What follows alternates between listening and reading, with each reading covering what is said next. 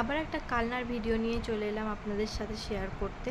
এই যে এটা হচ্ছে শিমুলতলা, ডান দিক দিয়ে চলে গেলে মহিষমদিনী গার্লস স্কুল যাওয়া যায়। আর আমরা যাচ্ছি সোজা সোজা যেতে যেতে এখানে হচ্ছে অনেকগুলো দোকান আছে। এই যে এদিকে একটা নতুন লজ হয়েছে, পালকি লজ, ওখানে আমরা বিয়ে খেতে গিয়েছিলাম।